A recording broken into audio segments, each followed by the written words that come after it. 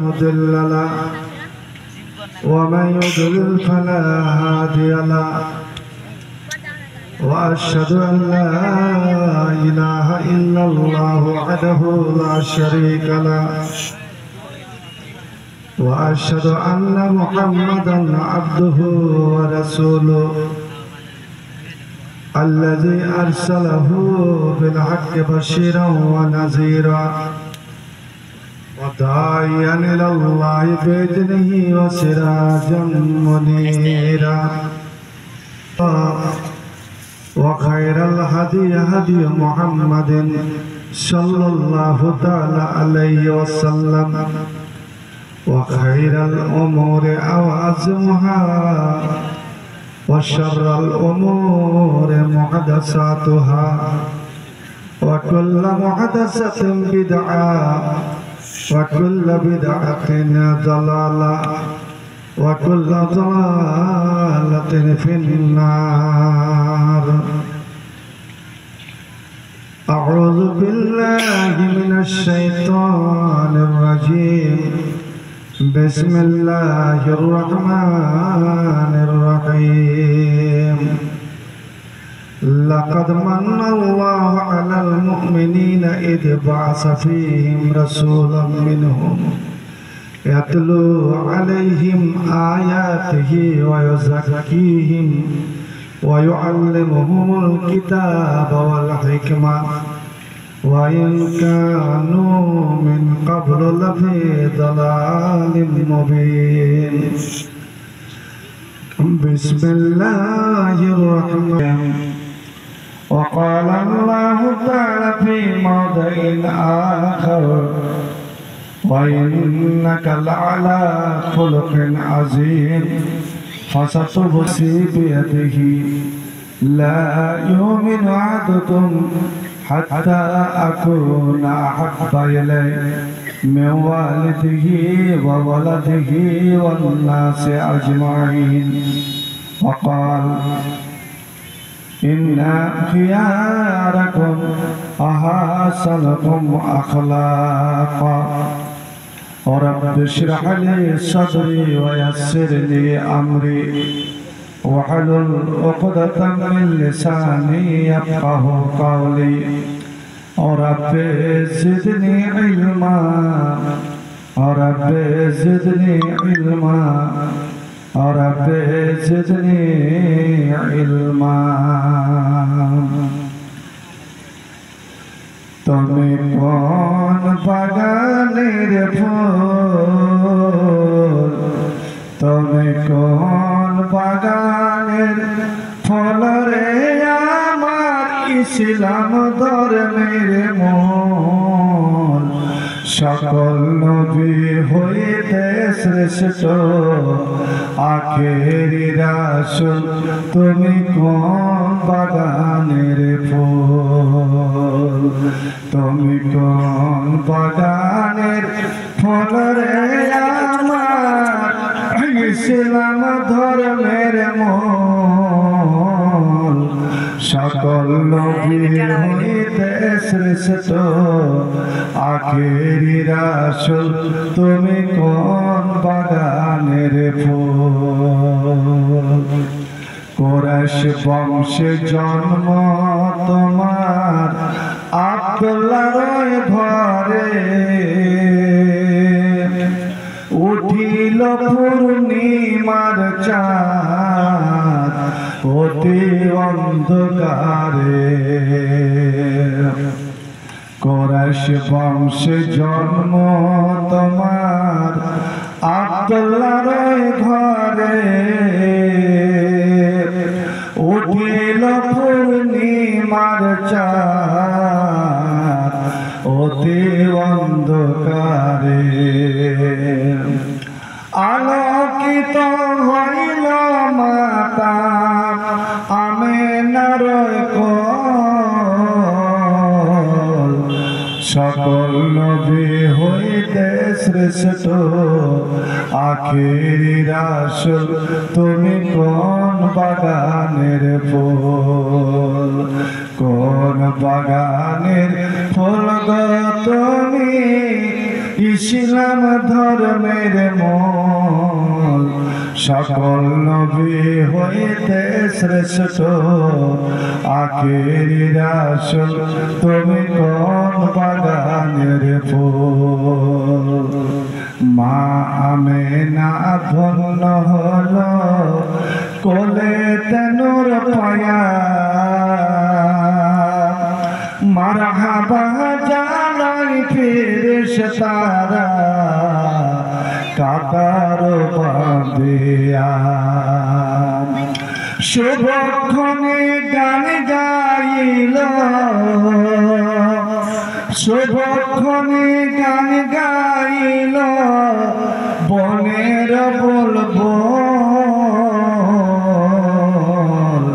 সকল নবী হইতে শ্রেষ্ঠ, আখেরি রাসূল তুমি কোন বাগানের ফুল, কোন বাগানের ফুল গো তুমি, ইসলাম ধর্মের মূল, সকল নবী হইতে শ্রেষ্ঠ, আখেরি রাসূল তুমি কোন বাগানের ফুল। তায়েফেতে গেলেন নবী, ইসলাম নবীজির গায়েতে রক্তে রাঙ্গা হলেন নবী, রক্তে রাঙ্গা হলেন নবী মুহাম্মদ রাসূল, সকল নবী হইতে শ্রেষ্ঠ, আখেরি রাসূল তুমি কোন বাগানের ফুল, কোন বাগানের ফুল গো তুমি, ইসলাম ধর্মের মূল, সকল নবী হইতে শ্রেষ্ঠ, আখেরি রাসূল তুমি কোন বাগানের ফুল। শ্রদ্ধেয় যোগ্যতম সভাপতি সাহেব, উলামায়ে কেরাম, মাশায়েখে এযরাম, পাক মজলিসে সমাবেত কিছু মুসলিম সমাজ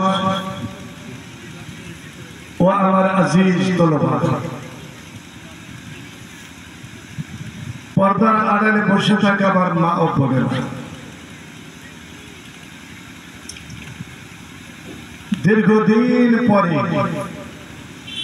বহুদিন পরে এই গ্রামে, এই মাদ্রাসা দেখতে পাওয়া যায় না আমার আগমন। আল্লাহর লাখ শুকরিয়া আদায় করি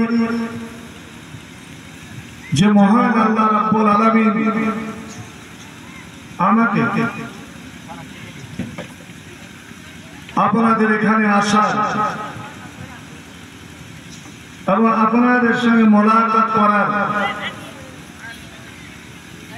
সুযোগ দান করেছেন, এবং যে মহান আল্লাহ রাব্বুল আলামিন ঈদগাহকে কেন্দ্র করে 2 রাত্রি ব্যাপী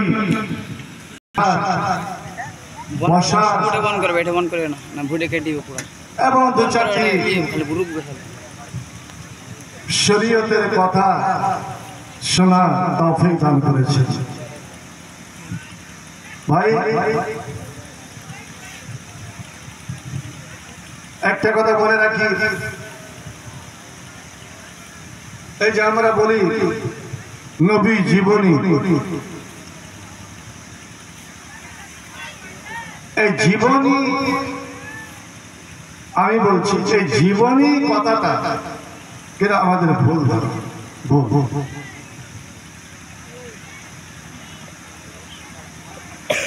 পৃথিবী অন্যান্য মানুষের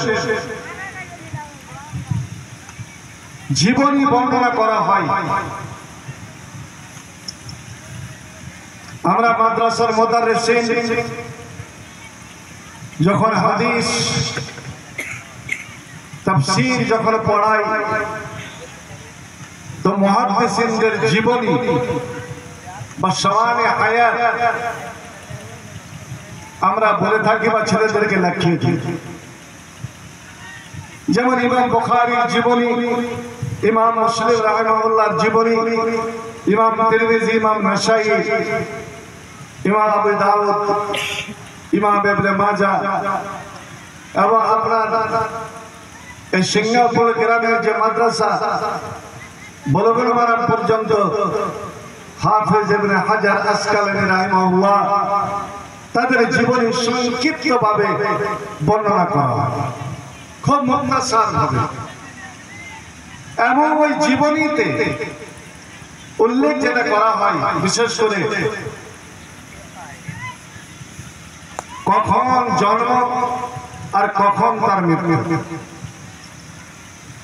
जन्म साल, साले पैदाइश, यौम पैदाइश, तारीख पैदाइश और तारीख वफात, এই দুটো যদি মনে রাখা যায় তাহলে ওই ব্যক্তির সংক্ষিপ্ত জীবনী আমাদের সামনে চলে আসে। যেমন হিন্দু ভাইরা বিভিন্ন মনীষী, ঋষি মনীষী তারা জীবনী বর্ণনা করে থাকে। আর এটা কেন? এই জন্যই যে পৃথিবীর কোন মানুষের সারাটা জীবন, তার জিন্দগি, তার কাজ কর্ম, তার উঠা বসা, চলা ফিরা, কথাবার্তা, খাওয়া দাওয়া, বিয়ে শাদী, সব কিছু পরবর্তী মানুষের জন্য আল্লাহ নমুনা করেননি, ওসওয়া করেননি, আইডিয়াল করেননি, অনুকরণের বিষয় করেননি যে আমাদেরকে ওই লোকটাকে ফলো করে চলতে হবে। ইমাম বুখারী কি করেছেন, কিভাবে চলেছেন, তো আমরাকে ওইভাবে চলতে হবে, করতে হবে, বলতে হবে, এটাকে আল্লাহ বলে। আরে এ তো পরবর্তী মানুষের কথা। দুনিয়াতে আল্লাহ রাব্বুল আলামিন কমবেশ বলছি, আল্লাহ যে লাখ লাখ নবী রাসূল দুনিয়াতে পাঠিয়েছেন, কোন নবী রাসূলের জীবনী, তাদের হায়াতে মুবারাকা এই উম্মতের জন্য, এই মানুষের জন্য আল্লাহ নমুনা করেন। দুনিয়াতে একমাত্র দুটো লোক আছে, দুইজন মহামানব এমনই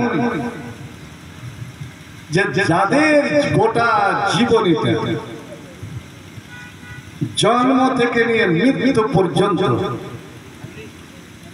তাদের সব কিছু, তাদের সিরাত, তাদের আখলাক, তাদের আকওয়াল, তাদের আমল সবটাই উম্মতের জন্য, পরবর্তী মানুষের জন্য আল্লাহ রাব্বুল আলামিন নমুনা করে দিলেন। আল্লাহ আমার এটা বললেন না যে তোমরা ইউসুফ নবীর অনুকরণ করো, তোমরা ইয়াকুব নবীর অনুকরণ করো। আমার আল্লাহ বললেন না যে তুমি অমুক ঈসা নবী, মুসা নবীর পিছনে চলো। আল্লাহ আমার বললেন না তোমরা আদমের দিকে লক্ষ্য করো, আদমের पैरवी করো, ইতাআত করো। এটা আল্লাহ বললেন না। আদমের বেটা, আদমের পরে যত আল্লাহ নবী রাসূল পাঠালেন, কোনই নবী রাসূলের কথা আল্লাহ বললেন না। একমাত্র দুইটা নবীর কথা আল্লাহ কোরআনে উল্লেখ করলেন। লাকাদ কানা ফি ইব্রাহিমা ওয়াল্লাযিনা আমানু মাআহু উসওয়া। ওরে পৃথিবীর মানুষ, আমি তোমাদের জন্য সিঙ্গাপুরের মানুষ, এর মুমিন মুসলমানেরা, আমি তোমাদের জন্য আমার খলিল, আমার বন্ধু, আমার দোস্ত হযরত ইব্রাহিমের জীবনী, ইব্রাহিমের সিরাত, ইব্রাহিমের আখলাক আমি তোমাদের জন্য নমুনা করে দিলাম, আইডিয়াল করে দিলাম। তোমরা যদি অনুকরণ করো, অনুসরণ করো, पैरवी করো, তো আমার ইব্রাহিমের তোমরা पैरवी করো। আর আজ আমাদের যত শরীয়তের বড় বড় নিয়ম কানুন গুলো হচ্ছে হযরত ইব্রাহিমের অনুকরণ, ইতাআত। এই যে মিশওয়াক করা, এটা ইব্রাহিমের সুন্নাত। মোচ কাটা ইব্রাহিমের সুন্নাত। দাড়ি বাড়া ইব্রাহিমের সুন্নাত। নখ কাটা এটাও ইব্রাহিমের সুন্নাত। আপনার বগল পরিষ্কার করা ইব্রাহিমের সুন্নাত। খাতনা করা, মুসলমানি দেওয়া ইব্রাহিমের সুন্নাত।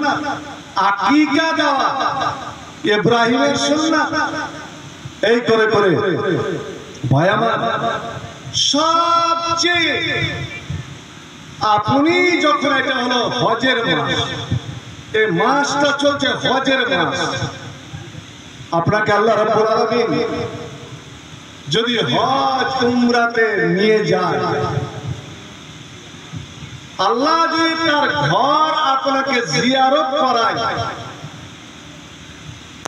ইব্রাহিমকে আল্লাহ পাক কেন নমুনা করে তুলে ধরলেন? বন্ধু আমার, যখন আপনি মিকাতে যাবেন, আপনি যখন ওই হুদুদ সীমানাতে চলে যাবে, যেখানে আপনাকে দুনিয়ার পোশাক চেঞ্জ করে দিতে হবে, এই সেলাই করা পোশাক আপনার চলবে না। আপনার পায়জামা খুলে দিতে হবে, আপনার প্যান্ট খুলে দিতে হবে, আপনার গেঞ্জি খুলে দিতে হবে, পাঞ্জাবি খুলে দিতে হবে।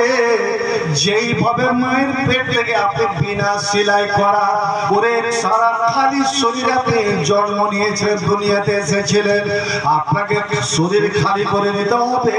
ওই খালি শরীরের উপরে দুইটা সাদা কাপড় পরাতে হবে। দুইটা সাদা কাপড় পরে নিলেন, আর পরে নিয়ে সর্বপ্রথমে 2 রাকাত সালাত আদায় করার পরে, 2 রাকাত নামাজ আদায় করার পরে যখন সালাম ফিরে দিলেন, সালাম ফেরার পরে নিয়ম হলো, যখন আপনি নামাজের সালাম ফিরবেন, আসসালামু আলাইকুম ওয়া রাহমাতুল্লাহ, আসসালামু আলাইকুম ওয়া রাহমাতুল্লাহ, তো সালাম ফিরার পরে প্রথম যে শব্দটা মুখ দিয়ে বের করবেন, ওটা কোন শব্দ? জি ভাই একজন বলেন তো, কেউ আলেম বাদ দিয়ে। সালাম ফিরার পরে আপনি একাই নামাজ পড়ছেন, ধরেন সালাম ফিরার পরে যে কথাটা আপনি মুখ দিয়ে বের করবেন, যে দোয়াটা, একজন বলুন, স্মরণ করিয়েন না, কোন দোয়া? কি বলবো? আলহামদুলিল্লাহ। হায়রে আলে হাদিস রে, হায়রে মাদ্রাসার গ্রাম, এটাও শিখলেন না? মাদ্রাসা থেকে আলেম ওলামাকে জিজ্ঞেস করলেন না? সর্বপ্রথম সালাম ফিরার পরে আপনার মুখ দিয়ে 3 বার এই কথাটা উচ্চারণ হবে। এই কথাটা আপনার বের হবে, আস্তাগফিরুল্লাহ, আস্তাগফিরুল্লাহ, আস্তাগফিরুল্লাহ। তারপরে মানে দোয়া আছে। কিন্তু বন্ধু আমার, আপনি হজে যাচ্ছেন, উমরাতে যাচ্ছেন, আর সীমানাতে গিয়ে মিকাতে গিয়ে আল্লাহর আপনি বিশেষ জায়গাতে আল্লাহর সীমানার মধ্যে আপনি ঢুকবেন। আল্লাহ যে সীমা রেখা দিয়ে দিয়েছেন, এখান থেকে আমার প্রাচীর, ওরে আমার ঘরের প্রাচীর, আমার ঘরের মধ্যে তোমাদের আসতে গেলে এই দুনিয়ার পোশাকে তোমার আসা চলবে না। তুমি গোসল করো, পোশাক চেঞ্জ করে নাও, সাদা দুইখানা পোশাক পরে নাও, এবং দুই রিকাতে নামাজ আদায় করো। আর আদায় করার পরে যখন তুমি সালাম ফিরবে, তখন সালাম ফিরার পরে যেই শব্দটা তোর মুখ দিয়ে বের হবে, ওটা আস্তাগফিরুল্লাহ নয়, আল্লাহু আকবার নয়, সেটা হলো লাব্বাইক লাব্বাইক আল্লাহুম্মা লাব্বাইক লা শারীকা লাক লাব্বাইক। এই লাব্বাইক লাব্বাইক কেন বের হলো? বন্ধুরে আমার, যখনই লাব্বাইক শব্দটা মুখ দিয়ে বের হলো, আমি থমকে গেলাম, আমি থমকে গেলাম।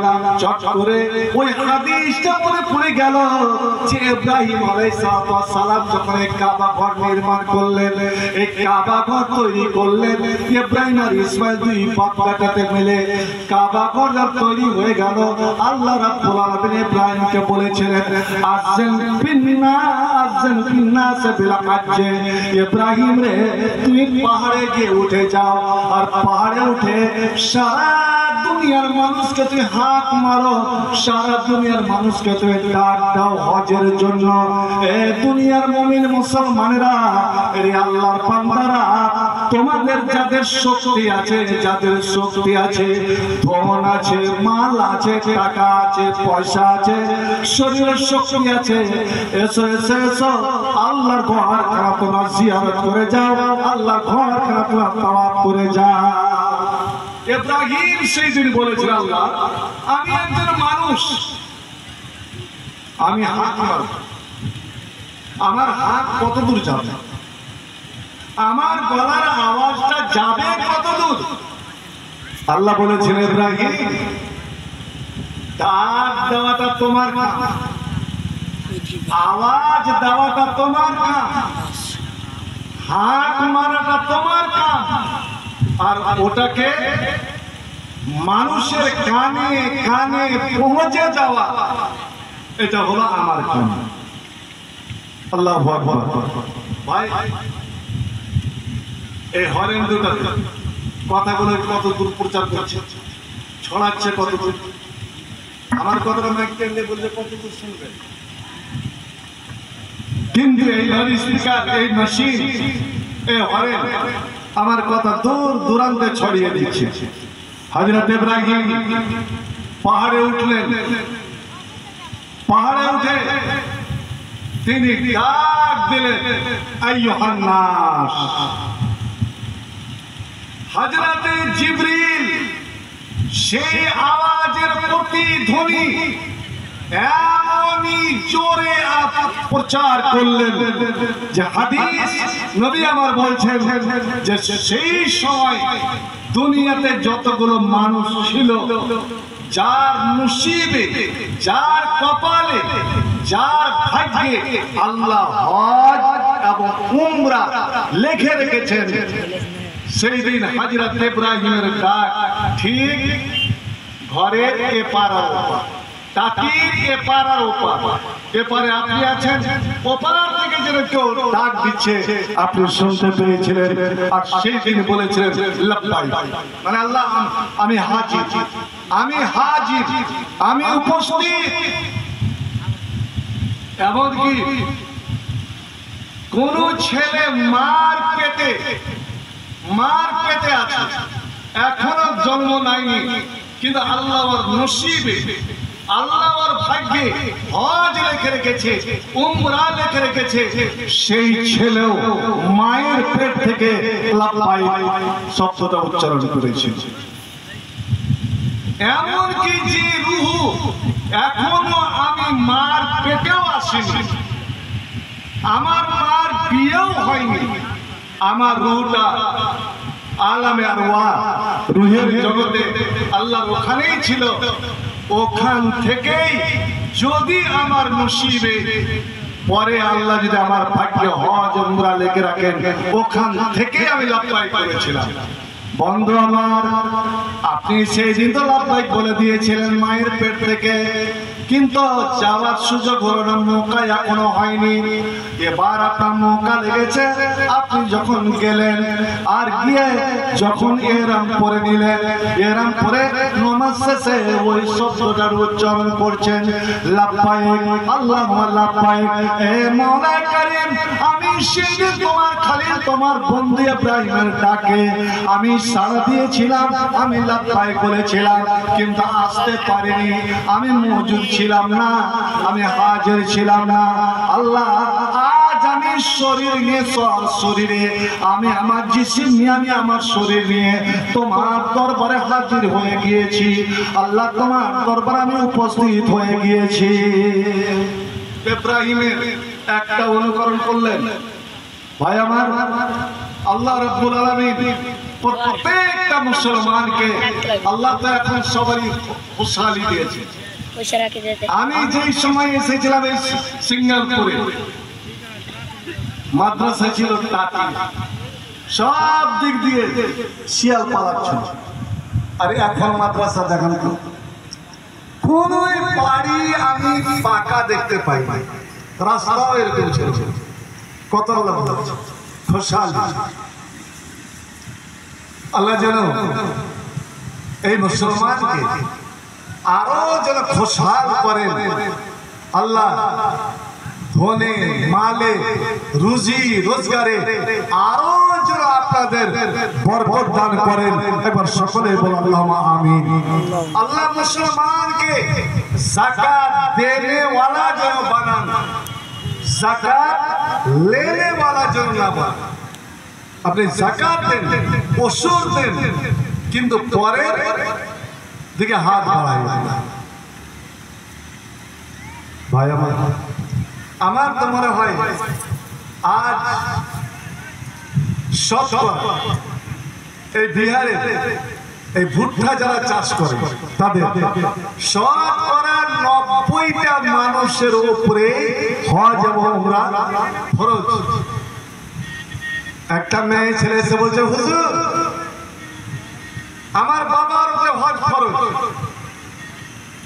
বাবা ভালো ছিল, খুশহাল ছিল, কিন্তু আমার বাবা খুব বয়সের, ও সফর করতে পারবে না, উঠেও চড়তে পারবে না।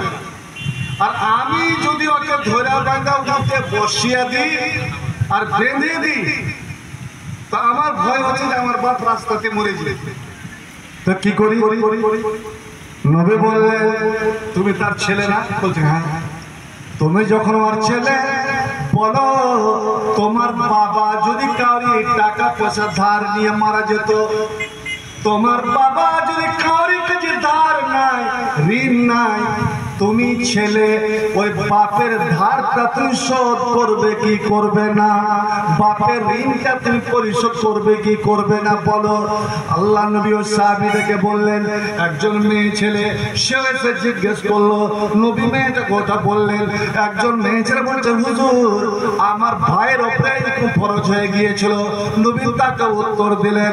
একজন মেয়ে ছেলে এসে, একটা ছেলে এসে বলছে, ইয়া রাসূলুল্লাহ আমার বোন নজর মেরেছিল হজ করব, কিন্তু বেচারি করতে পারেনি, মারা গেছে।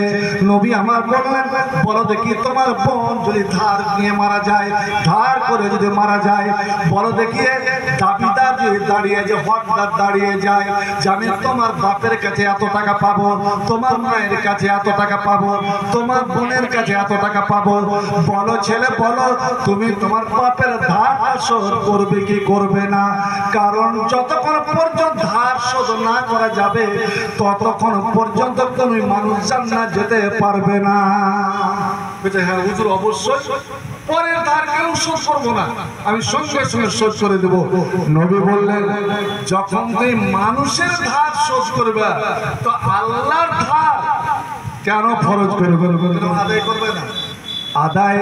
এবার আপনি এগিয়ে গেলেন, লাব্বাইক বলতে বলতে এগিয়ে গেলেন, এগিয়ে যেতে যেতে একদম কাবার সীমানাতে ঢুকে গিয়েছেন। বন্ধুরে আমার, আমি আল্লাহর কসমকে বলছি, যদি আমি ঈমান বুকে নিয়ে, আল্লাহর ভয় ভীতিটা বুকে নিয়ে আল্লাহর ঘর যদি সচক্ষে দেখার জন্য যদি গিয়ে থাকেন, যে আল্লাহ এই ঘরকে না দেখে আমি আমার বাড়িতে সিগন্যালপুরে থেকে আমি সম্মান করেছি, আমি কোনোদিন এই ঘরের দিকে মুখ করে পেশাব করিনি, এই ঘরের দিকে পিছন করে পায়খানা করিনি, হে রাব্বুল আলামিন এই ঘরের দিকে পা করে আমি কোনোদিন পশ্চিম দিকে পা করে শুতিনি। আল্লাহ এই ঘরে আমি এতই সম্মান করেছি, যখন বিছানাতে শুইতে গিয়েছি আমি বিছানাতে বসে বসে সূরা করলে ইখলাস, সূরা করলে ফালাক, সূরা নাস তেলাওয়াত করেছি, তারপরে বালিশে যখন মাথা দিয়েছি আল্লাহ বিসমিকা মুতাওয়াহিয়া বলে, হে রাব্বুল আলামিন আমার ঘাটটা, আমার ডান হাতের তালাটা আমার ডান গালের উপরে থেকেছে, এবং আমি প্রথম যখন শুয়েছি তখন মুখখানাকে কিবলার দিকে, কাবার দিকে রেখেছি, আমি পশ্চিম দিকে মুখ করে ঘুমিয়েছি, কারণ যদি ঘুমের অবস্থাতে মারা যায়, ঘুমের অবস্থাতে যদি মারা যায় তো আমার মুখটা থাকে কিবলার দিকে। ওরে মুসলমান, দুনিয়াতে আসলে কিবলাতে মুখ করে, দুনিয়াতে বিদায় যাবে কিবলাতে মুখ করে। আল্লাহ আমার গ্রামে যখন মরা মরেছিল আমরা দেখেছি, মরাকে যখন মাটি দেয়, কবরে যখন সুতায়, তখন চিৎ করে নয়, ওকে এক কাজ করে ওর মুখটা কিবলার দিকে করে ওকে কবরে শোয়ানো হয়। ভাই একটা কথা বলে দিই, আমরা যে কবরে মরাকে রাখি, কিভাবে রাখি বলেন? চিৎ করে না কাজ করে? মরাকে কবরে যখন শুতান কিভাবে? আমরা আগে দেখি একদম চিৎ করে, না এটা ঠিক না। কবরকে এমন একটু করতে হবে ঠিক মানুষ চিৎ হয়ে, প্রথম কবরটা চিৎ হয়ে শুইবেন না, ডান পথে কিবলা দিয়ে মুখ করে, এটাই হলো সুন্নাত, এটাই হলো সহি নবীর তরিকা। তো কবরে যখন শুইবেন তখন আপনার মুখটা থাকবে কিবলার দিকে। আল্লাহ পাক কোরআনে বলেছেন যে তোমরা যেখানেই থাকো তাওয়াল্লু ওজুহাকুম কিবলা, তুমি মসজিদুল হারাম, ওই মসজিদ হারামের দিকে তুমি তোমার মুখটাকে ঘোরাও, ওই দিকে তোমার মুখ থাকবে। বন্ধু আমার, আল্লাহ রাব্বুল আলামিনকে যারা সাক্ষী করছেন, আজ আমি এসেছি, যখন আপনার কাবা ঘরের উপর নজর পড়ে যাবে, আপনি হেরে মেরে হুদুদের সীমানায় ঢুকে গিয়েছেন, আপনি আল্লাহুম্মা তাআলি বলে ঢুকলেন, আর সহি তরিকা হলো এবার 2 রাকাত আপনি সালাত আদায় করলেন, 2 রাকাত সালাত আদায় করে কিবলার দিকে আপনি কাবার দিকে তাকালেন। রে মুমিন মুসলমান, আল্লাহর কসমকে বলছি, যখন আপনি কাবার দিকে তাকাবেন, আপনার মধ্যে যদি ঈমান থাকে, আপনার মধ্যে যদি আল্লাহর প্রেম প্রীতি ভক্তি থাকে, নবীদের প্রতি যদি টান থাকে, আপনি অনেকক্ষণ পাগলের মতন তাকিয়ে থাকবেন, আপনি দুনিয়া বলে ভুলে যাবেন, দুনিয়ার যাবতীয় জিনিস বলে ভুলে যাবে, এবং আল্লাহর কসমকে বলছি আপনি মনে করবেন যেন আমি স্বয়ং আল্লাহ রাব্বুল আলামিনকে দেখছি।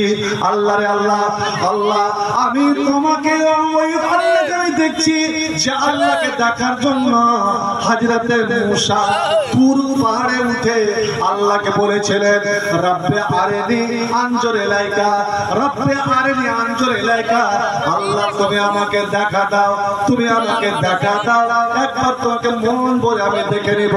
আল্লাহ বলেছিলেন, তুই মূসা রে, তুই আমাকে দেখতে পাবি না। আল্লাহ সেই দিন মূসা নবী তুর পাহাড়ে তোমাকে দেখতে চেয়েছিল, আর আমি আখিরি নবী জনাবে মুহাম্মদ রাসূলুল্লাহ সাল্লাল্লাহু আলাইহি ওয়াসাল্লামের একজন গোলাম, আমি একজন উম্মত। আল্লাহ আজ তোমার ঘরের সামনে দাঁড়িয়ে যেন তোমার নাজারা করছি, আল্লাহ তোমাকে যেন দেখছে।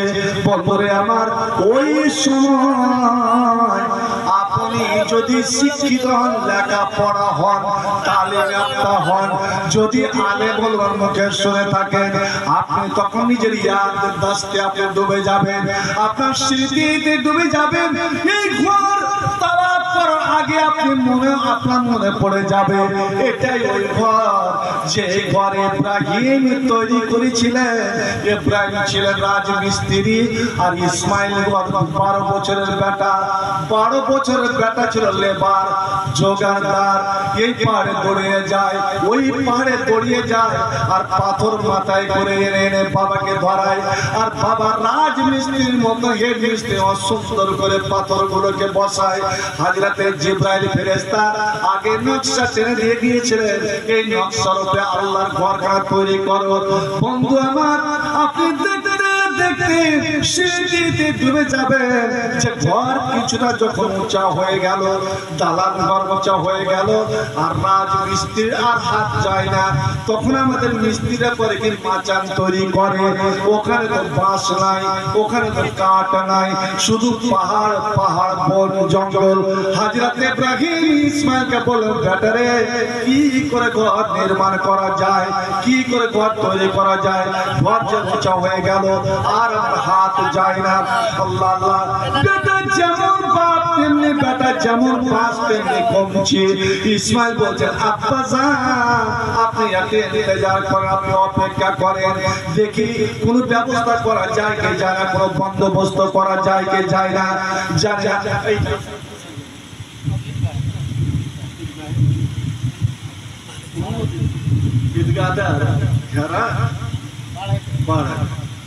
আল্লাহ ভাই আমার, এটাও আপনাদের একটা পরিকল্পনা, কোন ব্যবস্থা করা যায় কি যায় না।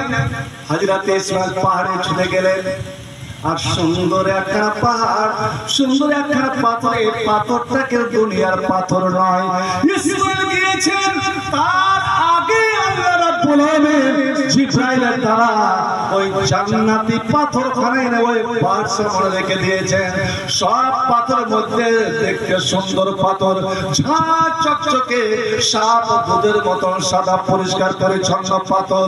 ওই পাথর থেকে আওয়াজ ভেসে আসে, ইসমাইল তুমি আমাকে নিয়ে চলো, আমি তোমার বাপের সাহায্য করব, মদত করব, ওরে ঘর বানাতে আমি সাহায্য করব, যাতে কোনো অসুবিধা না হয় আমি তার ব্যবস্থা করে দেবো। সুবহানাল্লাহ।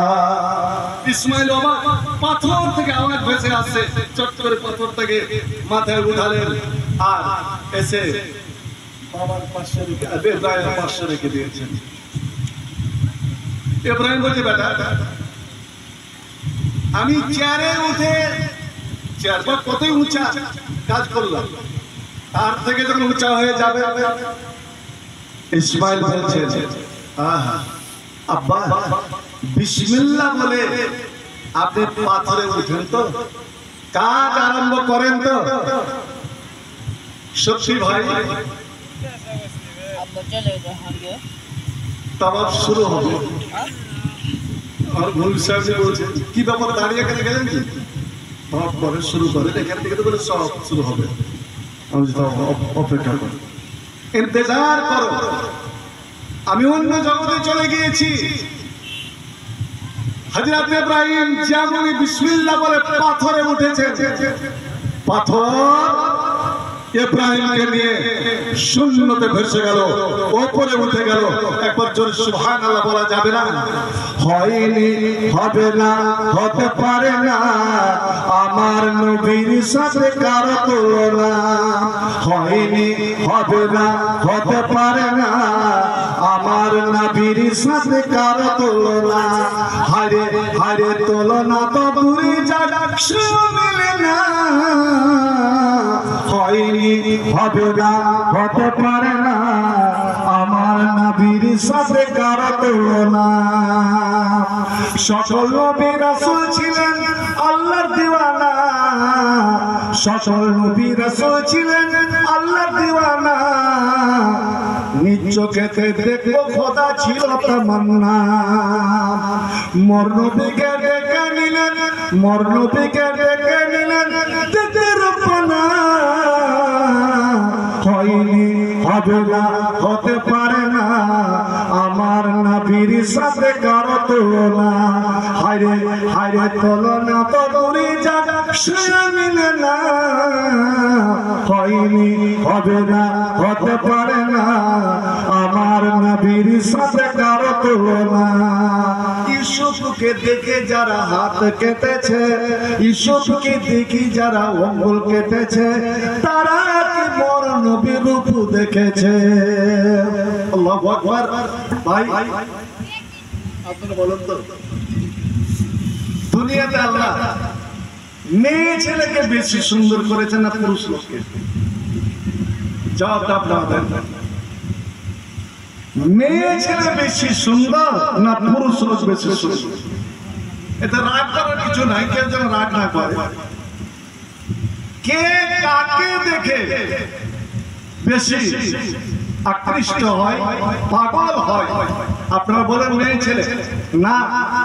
মেয়ে ছেলে যদি সুন্দর হতো তা আল্লাহ পাক মেয়েদের মধ্যে নবী পাঠাতেন, রাসূল পাঠাতেন, কিন্তু মেয়েদের মধ্যে একটু নবী পাঠালেন না, রাসূল পাঠালেন না। 1,24,000 বা তার চেয়ে বেশি, তার চেয়ে কম যত নবী রাসূল আল্লাহ ছেলেদের মধ্যে পুরুষদের মধ্যে পাঠালেন, আর নবীদের চেয়ে কেউ দুনিয়াতে সুন্দর হয় না, কেউ সুন্দর হয় না। হযরতে ইউসুফ জুলাইখা যখন পরীক্ষা করার জন্য ওই মিশরের মেয়ে ছেলেদেরকে ডেকে একদম ঘরে বসালো, চেয়ারে বসালো, সবারই হাতে ফল দিল, ছুরি দিল, আর বলে দিল আমার ইউসুফ যখন তোমাদের সামনে চলে আসবে, যে ইউসুফের ব্যাপারে তোমরা আমাকে গালাগালি করছো যে জুলাইখা একটা ছেলের উপরে এত পাগল কেন, আবার 12 বছর ধরে পাগলির মতো পিছনে ঘুরছে, কিন্তু ওকে নিজের ঘরে করতে পারে না কেন? তো দেখতো দেখি আমার ইউসুফ কতটা সুন্দর। তোরা বলছিস যে ইউসুফ ও তো মানুষ, মানুষ কতই বা সুন্দর হবে, তো তোরাই নিজের চোখে দেখে নে।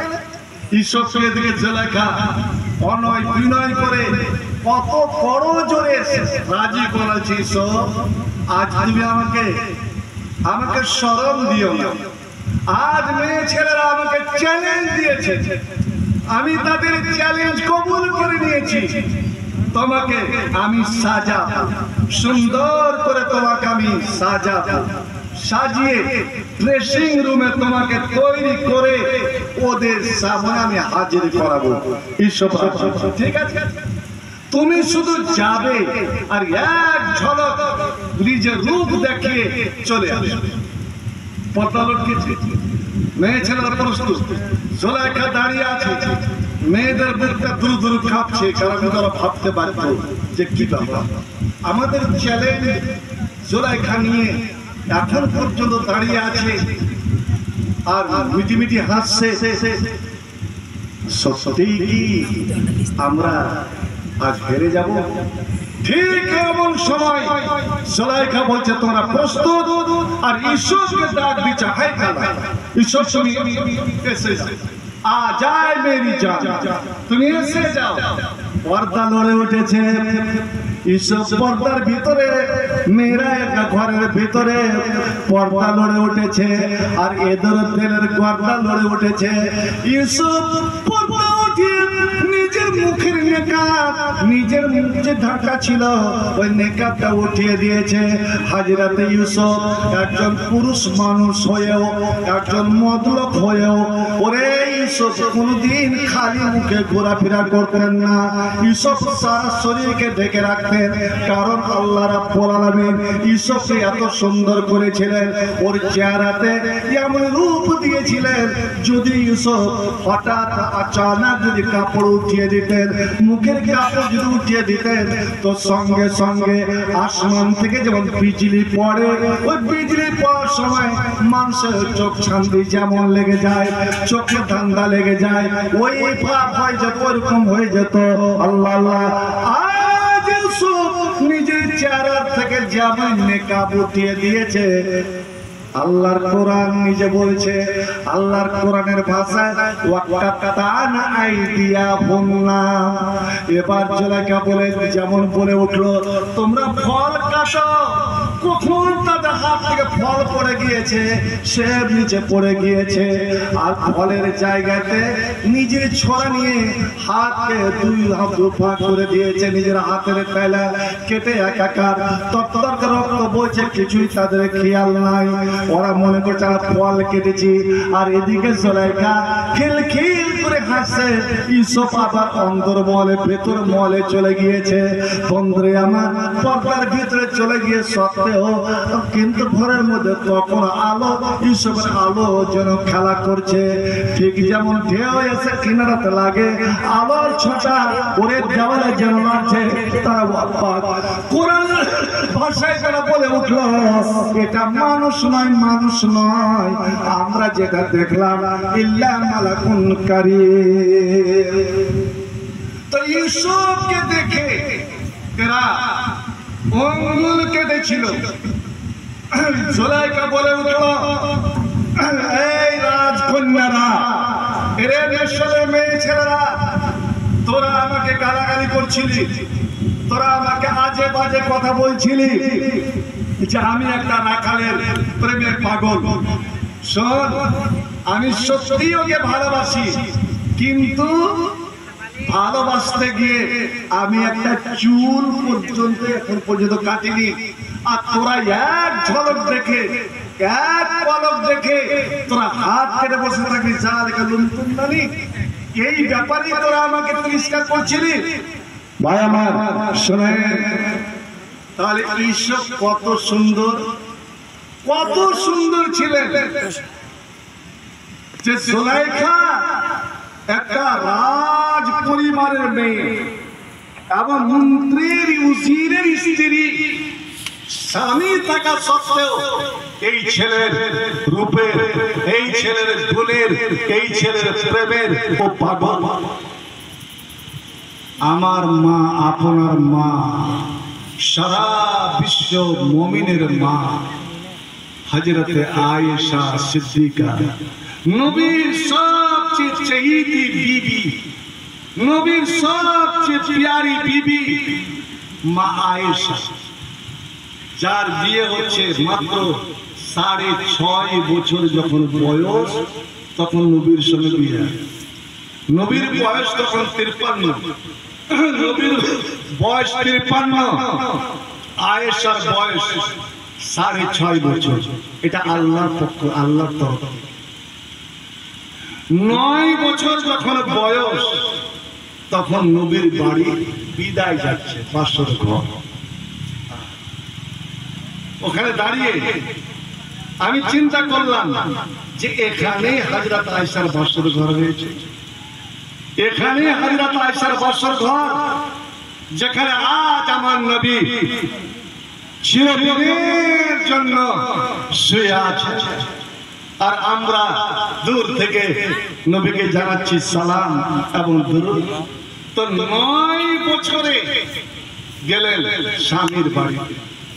9 বছরে একটা মেয়ে, আল্লাহ আল্লাহ, শরমে লজ্জাতে নবী বসে খিলখিল করে হাসছেন, আর কন্যা যা বসে মাথা ঢেকে আছে। জীবনে কোনদিন অজানা অচিনা আলগা মানুষের সামনে হয়নি, আর শরমে তো পড়বে। আর এমন সময় আসমা বিনতে ইয়াজিদ এক গিলাস দুধ নিয়ে চলে গেছে। আসসালামু আলাইকুম। ওয়ালাইকুম সালাম। আয়েশার হাতে দুধ দিচ্ছে। আয়েশা, এই দুধ নাও। আয়েশা গেল দুধ ধরে না।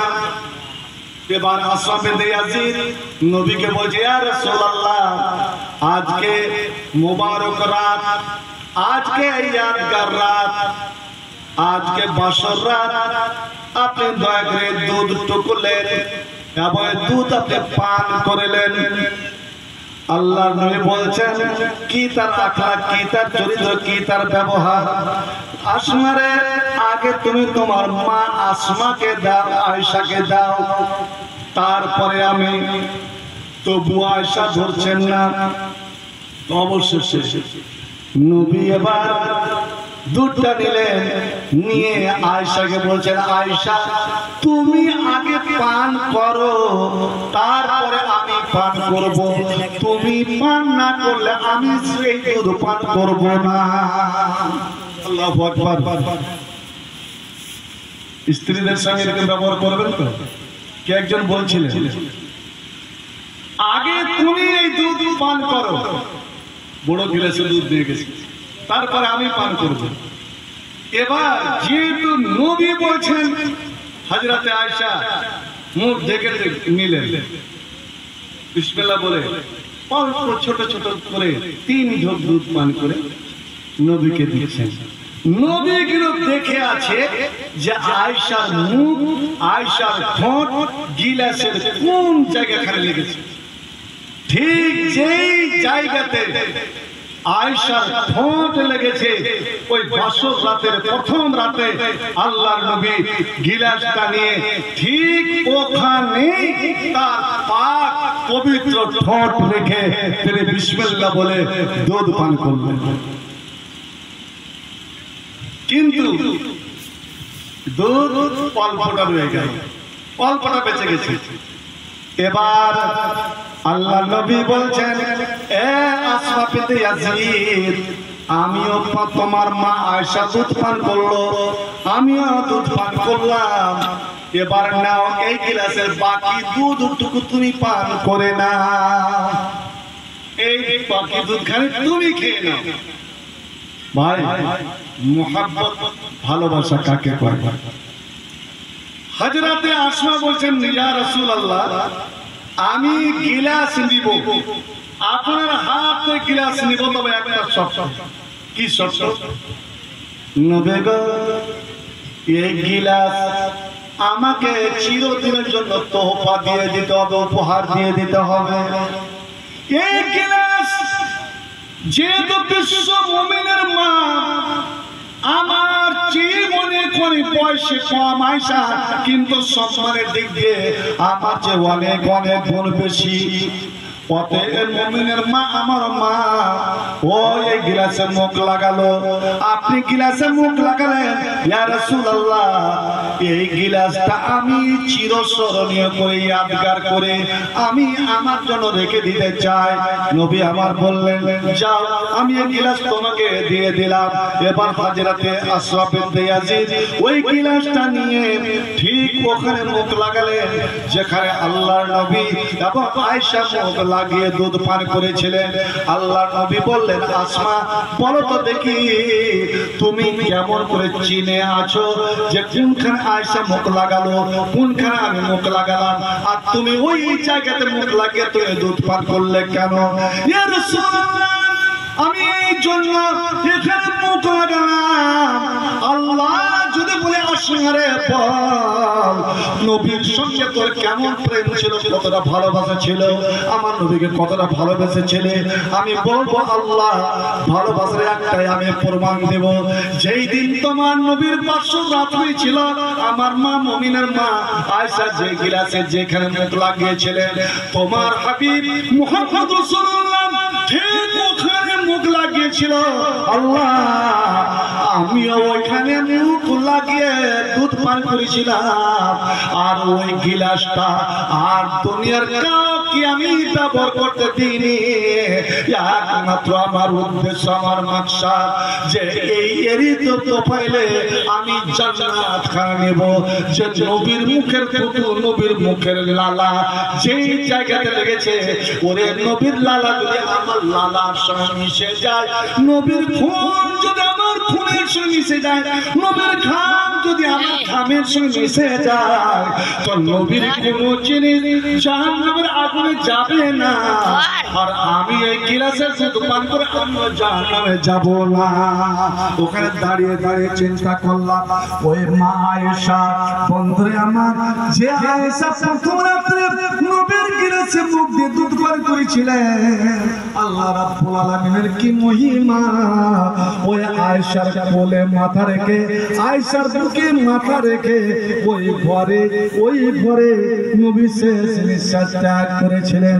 আমার মা আয়েশা বলছেন, রে বিশ্বের মুমিন মুসলমানরা, এ মিশরের মেয়ে ছেলেরা, তোরা এত বেহুশ ইউসুফের রূপ দেখে তোরা হাত কেটেছিলে কেন রে? তোরগে নসিব ভালো, তোরগে কপাল ভালো, তোরগে ভাগ্য ভালো যে তোবা আমাদের আখেরি নবী, আমাদের শেষ নবী ফাতেমার বাবা হাসান হুসাইনের নানা আমিনার ইয়াতিম আব্দুল্লাহর ইয়াতিম ছেলে মুহাম্মদটাকে তোরকে দেখার সুযোগটা হয়নি। ওরে তোরা ইউসুফকে দেখে আঙ্গুল কেটেছিলি। তোরা যদি কোনো ক্রমে কিছু কোনো জন মেনে নাও, তোমরা যদি এখন এখানে চলে আসতে আর এসে যদি আমাদের নবীকে চোখকে যদি দেখে নিতে, আমাদের নবীকে যদি দেখার একবার সুযোগ হয়ে যেত, তবে হাত নয় আমার নবীকে দেখা মাত্রই ওরে আমার নবীর রূপে পাগল হয়ে, আমার নবীর আলোতে ব্রহ্ম করিতে হয়ে তোমরা নিজের বুককে কেলা কাটা তোমরা আকবা দেখুন না, তোরা নিজের কলেজা কেটে বের করে দিতে। সুবহানাল্লাহ। वहाँ तो उंगली कटी थी, हुस्न यूसुफ को देखकर वहाँ तो उंगली कटी थी, यहाँ चांद कट गया उंगली के इशारे से। भाई हमारे के बड़ा होलो के छोटा होलो देखो तो यूसुफকে দেখে অন্য মেয়েরা আঙ্গুল কাটলো আর আমার নবীর আঙ্গুলের ইশারায় যে নবীর জীবনী আপনারা শুনতে চলেছেন, যদিও 2 দিনে এটা আমার কোনো ইয়ে নয়, 21 দিনের জীবনী এক লাগারে 21 রাত 3 ঘন্টা করে বলেও তো হিজরত পর্যন্ত যেতে পারেনি। আর যদি আমার ওই মুডটা নাই তো বলছিলাম ভাই আমার যে আঙ্গুল কাটলো ইউসুফকে দেখে, আর এখানে আমার নবীর আঙ্গুলের ইশারাতে চাঁদ 2 টুকরো হয়ে যাচ্ছে। তাহলে কে বড় কে ছোট আপনারা ওই বিচার করেন তো। সেই নবীর উম্মত আপনারা। আবু জাহল বলছে, এ মুহাম্মদ, ও অবাক হলাম, কিছুটা হাসিও পেলাম যে হায় রে আল্লাহ, তোর এটা লীলা খেলা, এটা হলো নবীর ঘর, এটা হলো নবীর বাড়ি, আর ঠিক নবীর বাড়ি ঘেঁষেই হলো আবু জেহেলের বাড়ি। একটা হাদিস বারবার আমার ওখানে মনে পড়ে গেল যে আল্লাহর নবী যখন তখন আবু জেহেল থেকে বাঁচবার চেষ্টা করতেন, কিন্তু বারবার ওই আবু জেহেলের চোখের সামনে কেন পড়ে যেত, আবু জেহেল সামনাসামনি কেন হয়ে যেত। নবী অনেক সময় লুকিয়ে চুরিয়ে কাবা করে যেতেন নামাজ পড়তে, কিন্তু আবু জেহেল থেকে পেত কেন? আমি এটা এতদিন বুঝতে পারতাম না, কিন্তু গিয়ে দেখলাম ওহো, নবী যেই দিক দিয়ে বের হবে আবু জেহেলের সামনাসামনি হবে। রাগ করিয়েন না কেউ, যে ওই আল্লাহর ওটাই কি বিধান যে যেখানে নবীর ঘর, যেখানে নবীর ঘর, এই দুনিয়াতে সিঙ্গেল করে নবীর ঘর আছে? জয় বলেন তো, সিঙ্গেল করে নবীর বাড়ি আছে? হ্যাঁ বা না বলেন? এখানে নবীর ঘর আছে কি? আপনারা খুলে রেখেছেন আর বলতে পারছেন না। নবীর ঘর বানিয়ে রেখেছেন। আপনার এই মাদ্রাসার নাম কি রেখেছেন? মাদ্রাসা সালাফিয়া ইসলাহিয়া। নবীর বাড়িতে বিভিন্ন জায়গার ছেলেদের ভিড়, তালিবে ইলমের ভিড়, সাহাবাদের ভিড়, আর আজ আপনার মাদ্রাসায় তালিবে ইলমের জমঘটা দেখে তো আমি অবাক হয়ে গেলাম। আল্লাহ, এই মাদ্রাসাতে 250 উপরে তালিবে ইলম হয় আমার, এটাই নবীর ঘর। আপনারা নবীর ঘর ঈদগাহ, এটাও নবীর ঘর। কারণ মদিনা যাওয়ার পরে সর্বপ্রথম দ্বিতীয় হিজরিতে নবী যে ঈদের নামাজ আদায় করেছিলেন, চিন্তা করুন তো দেখি। মদ লোকের নামাজ, পুরুষ লোকের নামাজ হচ্ছে মসজিদে। মসজিদ সে ওয়াক্তে মসজিদ, জুমার দিন আপনার জুমার মসজিদে হবে নামাজ, ফাঁকা মাঠে নয়। পার্থিপক্ষে আপনি মসজিদ তৈরি করেন, মসজিদে সালাত আদায় করেন। ওয়াক্তে মসজিদ আর জুমা মসজিদে অনেকটা তফাৎ আছে। কিন্তু বন্ধু আমার, যখন ঈদের নামাজ, ঈদুল ফিতর, ঈদুল আজহার নামাজ কেন খোলা মাঠে পড়ার হুকুম দেওয়া হলো? কেন খোলা মাঠে? নবীর মসজিদ কি ছিল না? ওরে নবীর মসজিদ এমনই মসজিদ, ওই মসজিদে যদি কেউ এক রাকাত নামাজ পড়ে, ওই মসজিদে কেউ যদি একটা সিজদা করে, তো আমার আল্লাহ বলছেন ওরে তুমি একটা সিজদা করো, আমি তোমাকে 1000 সিজদার নেকি দিব। তুমি এক রাকাত নামাজ পড়ো, আমি 1000 রাকাত নেকি দিব। তুমি এক ওয়াক্তের নামাজ পড়ো, আমি 1000 ওয়াক্তের নেকি দিব। আল্লাহ আল্লাহ। বন্ধু আমার, নবী আমার বলছেন, এই সিঙ্গেল করে মানুষরা, তোমরা নিজের গ্রাম ছেড়ে তুমি মনে করবে পার্শ্ববর্তী ওই ওপারে একটা গ্রাম আছে, আমি ওই গ্রামে হেঁটে যাব, ওখানে গিয়ে আমি নামাজ পড়বো, বেশি নেকি পাবো। না না না, দুনিয়ার কোনো জায়গায় কষ্ট করে গিয়ে যদি তুমি নামাজ পড়ো, তুমি নেকি বেশি পাবে না, নেকি বেশি পাবে না। এমনকি সকালবেলা তুমি হাঁটা শুরু করলে, হাঁটতে হাঁটতে হাঁটতে হাঁটতে গিয়ে কাটিয়ারে তুমি জুম্মার নামাজ আদায় করলে, আমার আল্লাহ বলছেন ওরে তোর সিঙ্গেল করে যে নামাজটা পড়ে যেই নেকিটা তুই পাতি, ওই নেকিটা আমি কাটিয়ার অধিক কম বেশি দিব না। কিন্তু যদি পারিস তাহলে আয় নবীর মসজিদে, আয় আমার ঘরে, আয় ইব্রাহিমের বেটা ইসহাক নবীর ঘরে। কোথায়? বাইতুল মুকাদ্দাস। যদি পারিস তো বাইতুল মুকাদ্দাসে এসে নামাজ পড়, পারিস তো নবীর মসজিদ মদিনার মসজিদে এসে নামাজ পড়, আর পারিস তো কাবা ঘরে এসে নামাজ পড়। কারণ নবীর মসজিদে নামাজ পড়তে গেলে এক নামাজ সমান 1000, আর আল্লাহর ঘর কাবাতে যদি নামাজ পড়ি তো এক নামাজ সমান 1,00,000। সুবহানাল্লাহ। তো ভাইজান, আল্লাহর নবীর এত ফজিলতের মসজিদ থাকা সত্ত্বে কেন নবী ওই মসজিদ থেকে ঠিক দক্ষিণ একটু পশ্চিম করে, দক্ষিণ পশ্চিম করে প্রথম একটা ফাঁকা জায়গা, ওই ফাঁকা জায়গাতে নবী কেন ঈদুল ফিতরের নামাজ পড়তে গেলেন?